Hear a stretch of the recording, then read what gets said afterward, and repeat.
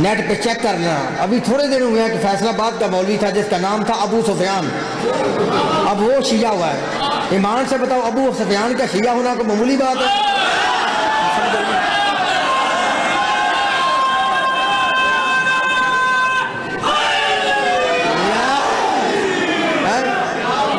اور دوسرا مولوی ہے، میں نے علی پور گلوا میں مجلس کے اندر شیعہ کیا تھا، اس کا نام ہے مولوی جلیل احمد، یہ جماعت اسلامی کا۔ تیسرا مولوی قاری عبداللہ اہل حدیث ہے، یہ گجرانوالے کا ہے۔ میرا ریکارڈ ہے، بندہ مجلس میں بیٹھ جائے صحیح اور سنے صحیح، لیکن میری سمجھ تو ان کو آگی جو علم کے متلاشی ہیں، علم کے ترقی ہیں، کیونکہ میں خود ان سے نکل کے شیعہ ہوا ہوں۔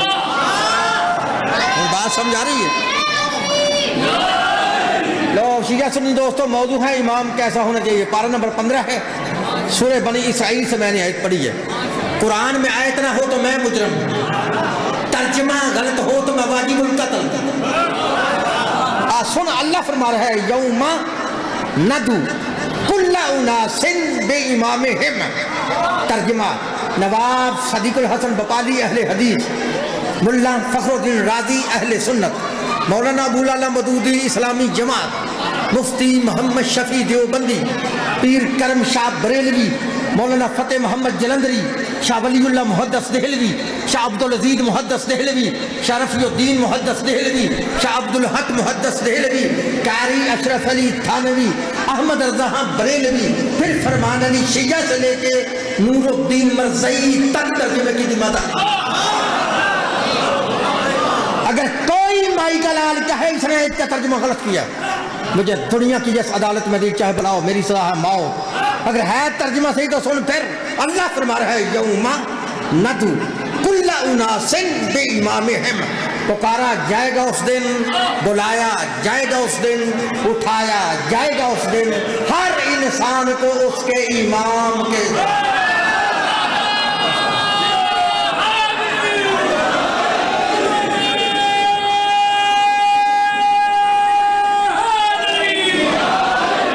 بھائی سمجھ آ رہی ہے؟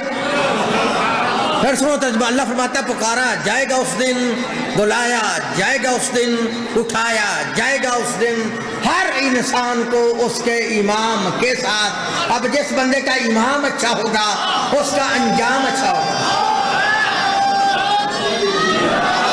یہ سمجھ آ رہی ہے؟ جس بندے کا امام اچھا ہوگا اس کا انجام اچھا ہوگا۔ تو جس بندے کا امام ہی چول ہوگا، اب جیسا امام ہوگا ویسا انجام ہوگا۔ اچھا کس کے ساتھ اٹھایا جائے گا؟ بولو بھائی، پھر بولو۔ جن سے میں چھال مار کے شیعہ ہوا ہوں نا، یہ نہیں کہتے امام کے ساتھ، یہ کہتے ہیں حشر کے دن ہر بندے کو اس کی ماں کے ساتھ اٹھایا جائے گا۔ اللہ کہتا ہے امام کے ساتھ اٹھایا جائے گا، میرا بھائی کہتا ہے نہیں ماں کے ساتھ اٹھایا جائے گا۔ میں بڑے افسوس سے یہ بات کر رہا ہوں، او مولویو جو کہتے ہو حشر کے دن ماں کے ساتھ اٹھے گا، مجھے تم پہ افسوس آ رہا ہے۔ تم کو ماں کی عربی آتی ہے، اللہ کو ماں کی عربی نہیں آتی۔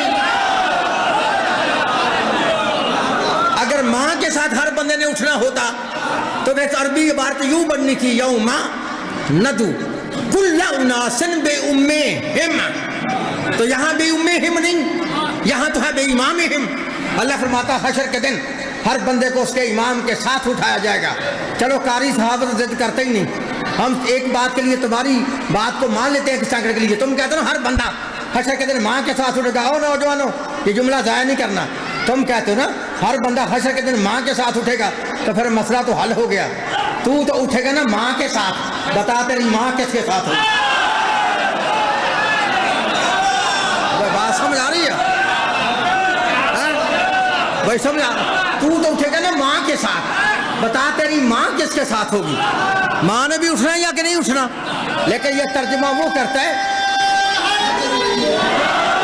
یہ ترجمہ وہ کرتا ہے جس کے سینے میں علی کا بغض ہے، یا پھر اس بندے نے قرآن نہیں پڑھا۔ 17واں پارہ ہے، سورہ حج ہے، جا کے چیک کر لینا۔ اللہ قرآن میں فرماتا حشر کے دن ہر ماں اپنے دودھ پلانے والے بچے کو بھول جائے گی، اور جب ماں کو بچے کا پتہ نہیں، بچے کو اماں کا پتہ نہیں، اماں کے ساتھ اٹھے گا کیسے؟ اگر پھر بھی تم ضد میں رہے ہو، تمہیں مولویوں نے ضد میں ڈالا ہے، اور تم کہتے ہو حشر کے دن ہر بندہ اپنی ماں کے ساتھ اٹھے گا، تو پھر لکھ لو جہاں تک میری آواز جا رہی ہے. قاری صحابہ تک پھر اپنی عادت کے مطابق مشرق سے لے کے مغرب تک، شمال سے لے کے جنوب تک، اور آج سے لے کے قیامت تک، پاکستان سے لے کے سعودی عرب تک، ملا عبدالوہاب روپڑی سے لے کر امام کعبہ تک چیلنج کر ہے کہ تم کہتے ہو حشر کے دن ہر بندہ اپنی ماں کے ساتھ اٹھے گا. اگر ہر بندہ ماں کے ساتھ اٹھے گا تو سر پہ قرار رکھ کے جواب دو جس بندے کی ماں ہی نہ ہو.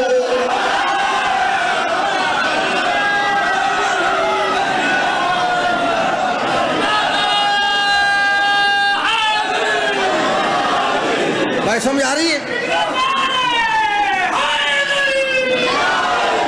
بھائی سمجھ آ رہی ہے؟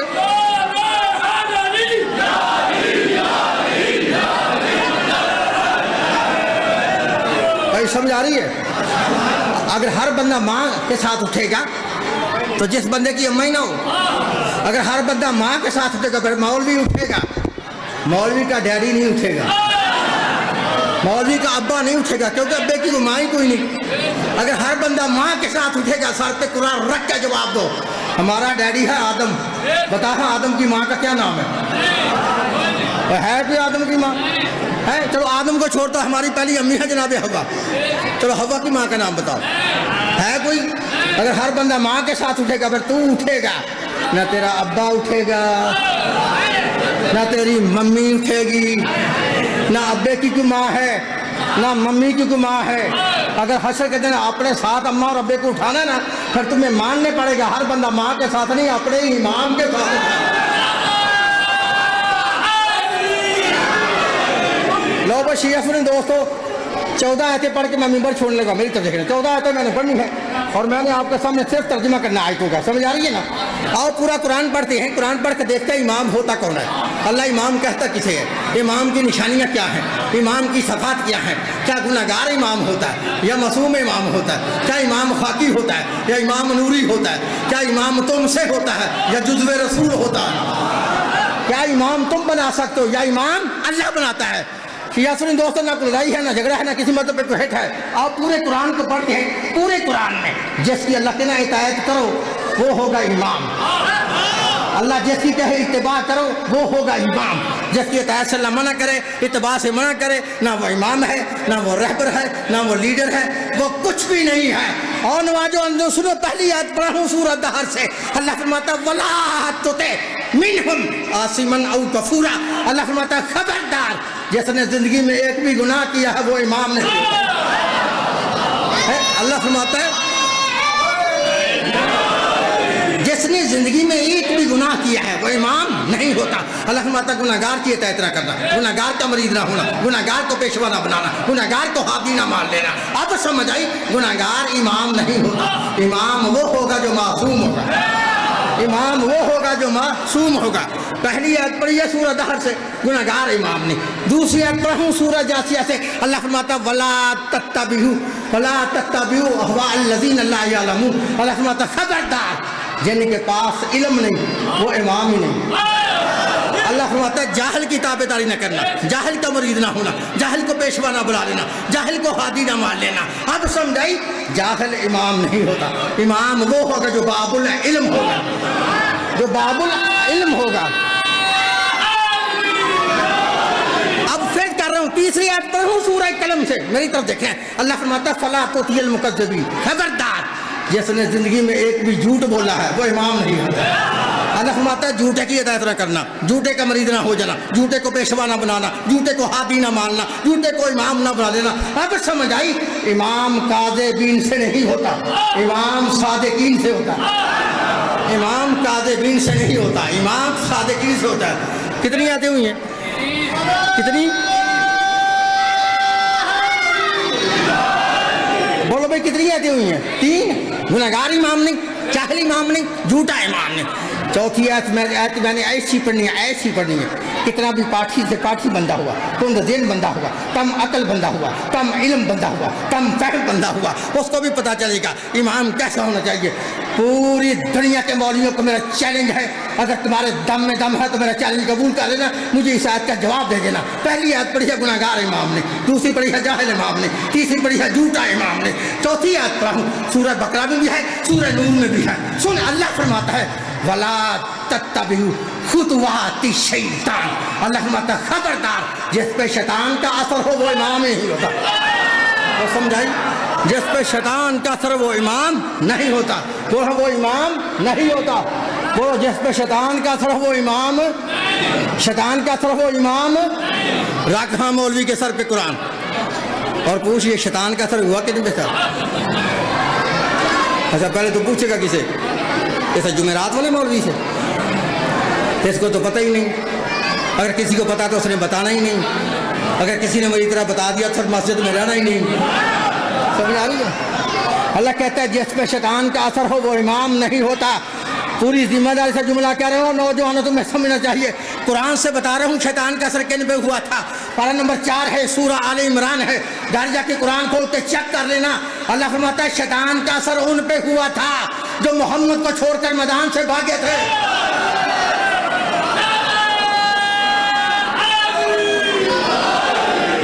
जो जनाब मोहम्मद को छोड़कर मैदान से भागे थे। बंदे कहते हैं भागे ही नहीं थे। ये शियों के जाकों की बनाई बातें, अंग्रेजी गड़ी कहानियां ना बड़े बहादत है, वो तो भाग सकते ही नहीं थे। और अफसोस से जुमला कह रहा हूँ नौजवानों, जिस कौम को सारी जिंदगी आलम लोहार की समझ नहीं आई, उनको कुरान की समझ आ जाएगी। तुम कहते हो नहीं भागे थे, आलम लोहार ने सारी जिंदगी एक गीत गाया, गाया ना, वो गाता था वाजा मारियां बुला कई बार में, किसे मेरी गल कौन बोलते थे ना गल। कभी तुम्हारा वजीराबाद आना पड़े ना तो वजीराबाद शहर के ऊपर एक पुल बना, पुल इत्तेफाक ऐसा एक दिन उस पुल के नीचे मैं भी खड़ा, मौलवी भी खड़े, फर्क सिर्फ इतना था वो मौलवी 3 थे, मैं 1 था। तो समझ आ रही? आलमुल हार की केसर लगी थी, वो गा रहा था वाजा मारियां बुलाया कई बार में, किसे मेरी गल ना सुनी। एक मौलवी मेरी दाढ़ी लंबी देख के, दाढ़ी उनकी भी लंबी, दाढ़ी मेरी भी लंबी, दाढ़ी लंबी देख के ना अपना समझ के मेरे करीब आके कहता है सूफी जी। मैंने कहा हाँ जी। कहता आलमुल हार ये क्या कहता है? मैंने कहा जाने मन आलमुल हार कुरान की आयत का तर्जुमा सुनाता है, कुरान की आयत का तर्जुमा सुनाता। कहता ला हौला वला कुव्वता इल्ला बिल्लाह।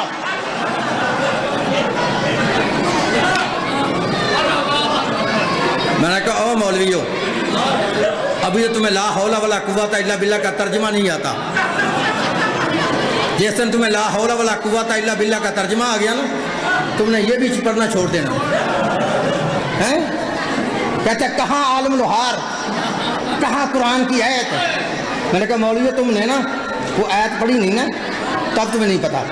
ये गाने वाला आलम लोहार है, बात करने वाली ज़ात कोई और है, और जिन से कर रही है वो और है। कहता है किस आयत का तर्जुमा किया आलम लोहार ने? बयान कहा पारा नंबर 4 है, सूरह आल इमरान है। अल्लाह फरमाता है इज़ तुसअदूना वला तलवूना अला अहदिम वर रसूल यदऊकुम फी उखराकुम। अल्लाह फरमाता है याद करो उस वक्त को जब मेरा मोहम्मद तुमको पीछे से आवाज़ें मार रहा था।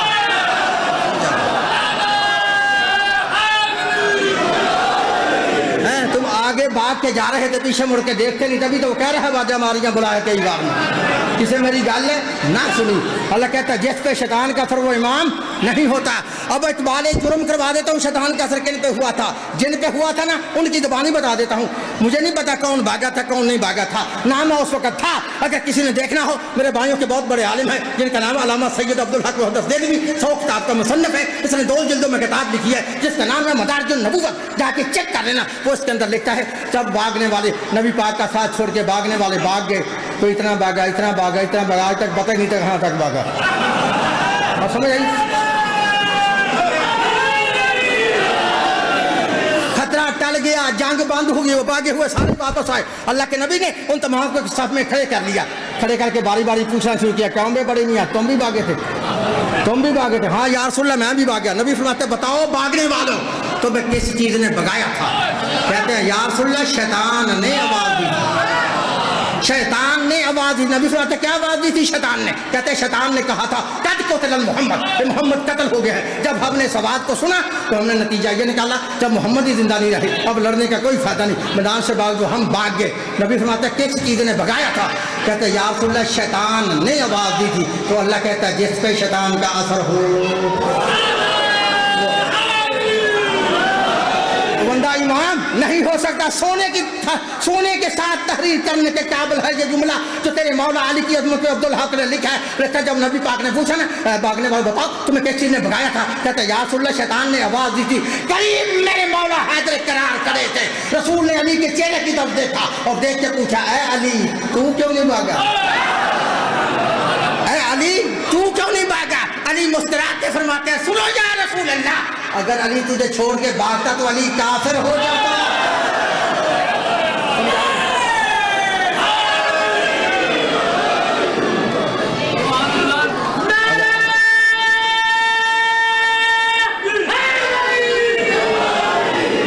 تو سمجھ آ رہی ہے؟ اچھا کتنی آیتیں ہوئی؟ چار ہوئی نا، 2 آیتیں اور پڑھ کے ایک حدیث پڑھ کے ممبر چھوڑا میری طرف دیکھنا۔ پہلی آیت پڑھی ہے گناہگار امام نے، دوسری پڑھی ہے جاہل امام نے، تیسری پڑھی ہے جھوٹا امام نے، چوتھی پڑھی ہے جس پہ شیطان کا اثر ہو وہ امام نے، 5ویں آیت پر پارہ نمبر 15 ہے، سورہ کاف ہے۔ اللہ فرماتا ولا تطیع من اغفلنا قلبه عن ذکرنا، خبردار جس کا دل ایک لمحہ کے لیے اللہ کی یاد سے غافل ہے وہ امام نہیں ہوگا۔ اللہ فرماتا غافل کی اطاعت نہ کرنا، غافل کا مریض نہ ہونا، غافل کو پیشوا نہ بنا لینا۔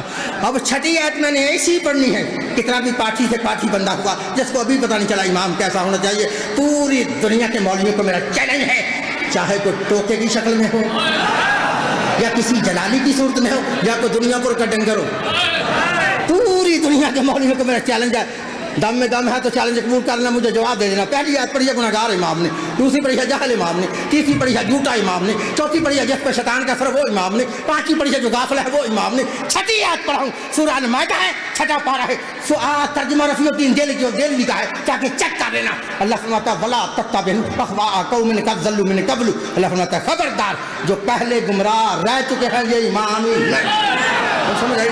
جو پہلے گمراہ رہ چکے ہیں اللہ کہتا ہے ان کی اتباع نہ کرنا، ان کی تابعداری نہ کرنا، ان کا مرید نہ ہونا، ان کو پیشوا نہ بنانا، ان کو ہادی نہ ماننا، ان کو امام نہ بنا لینا۔ سمجھ آ رہی ہے؟ کتنی آیتیں ہوئی ہیں؟ 6 لو 6 آیتوں پر میں نے آپ کو سمجھا دیا ہے، گناہگار امام نہیں، جاہل امام نہیں، جھوٹا امام نہیں، جس پہ شیطان کا اثر وہ امام نہیں، جو غافل ہے وہ امام نہیں، جو پہلے گمراہ رہ چکا وہ امام نہیں۔ یہ کتنی آیتیں میں نے پڑھی ہیں؟ سوائے علی ابن ابی طالب کے تمہیں ایک بندہ ثابت کرو جس نے گناہ نہ کیا ہو، جو جاہل نہ ہو، جس پہ شیطان کا اثر نہ ہو، جو جھوٹا نہ ہو، جو غافل نہ ہو، جو پہلے گمراہ نہ رہا ہو، ہم اسے امام مانیں گے۔ اگر کوئی بندہ ہی علی کے علاوہ نہ ملے تو ہمیں کسی حکیم نے بتایا علی کو چھوڑ کر آرے گارے نتھو کھانے کو امام مان لے۔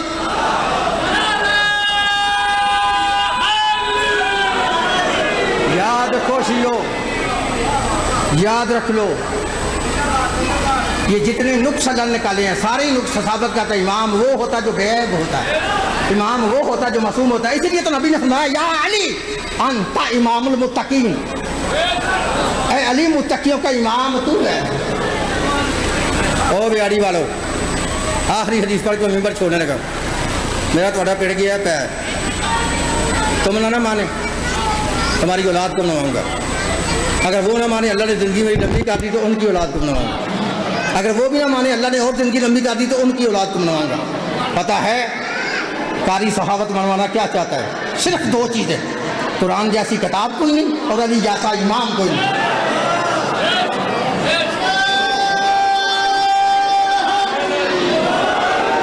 جو بندہ جناب علی کو اپنا امام نہیں مانتا، یہ آخری حدیث ہے، وہ بندہ جنت میں نہیں جائے گا۔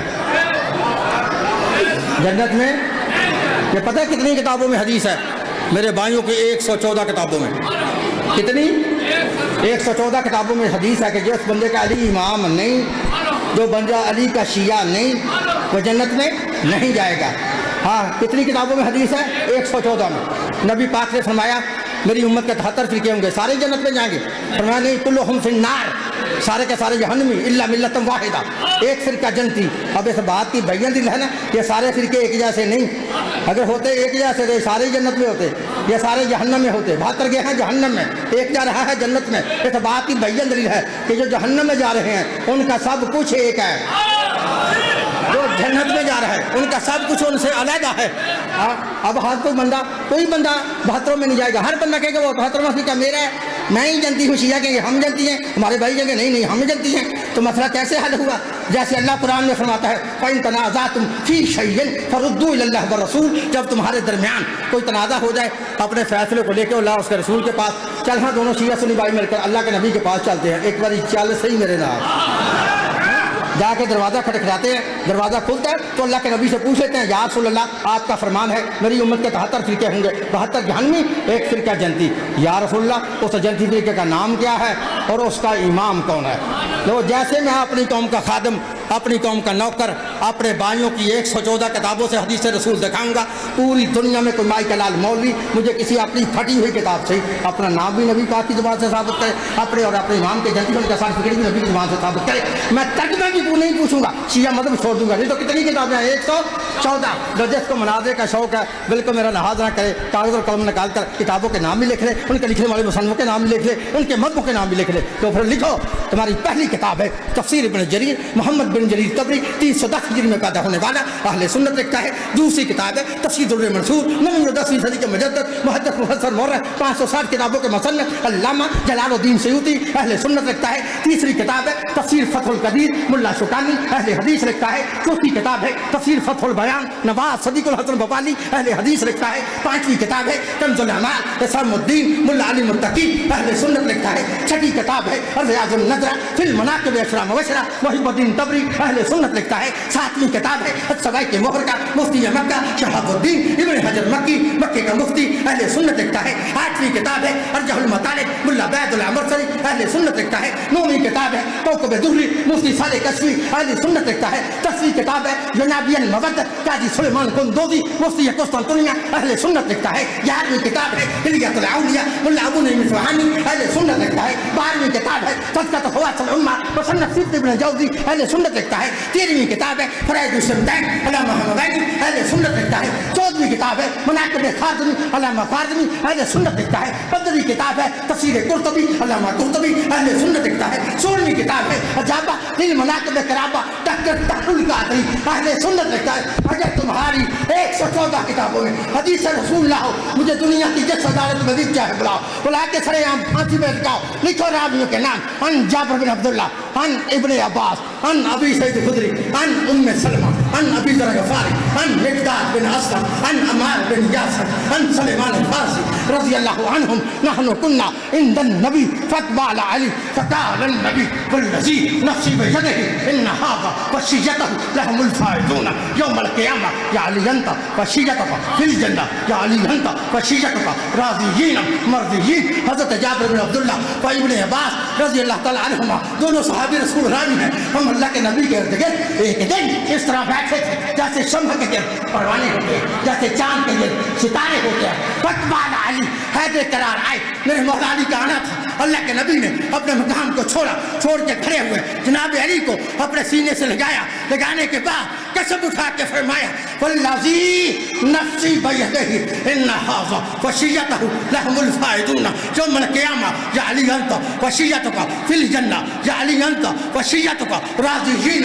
مرضیین۔ حضرت جابر بن عبداللہ فرماتے ہیں ایک دن ہم اللہ کے نبی کے ارد گرد اس طرح بیٹھے تھے جیسے شمع کے گرد پروانے ہوتے ہیں، جیسے چاند کے گرد ستارے ہوتے ہیں۔ فقبال علی حیدر قرار آئے، میرے مولا علی کا آنا تھا۔ اللہ کے نبی نے اپنے مقام کو چھوڑ کے کھڑے ہوئے، جناب علی کو اپنے سینے سے لگانے کے بعد قسم اٹھا کے فرمایا والذی نفسی بیدہ، مجھے قسم ہے اس ذات کی جس سے قبضہ قدرت میں محمد کی جان ہے، جن لوگوں نے قیامت کے دن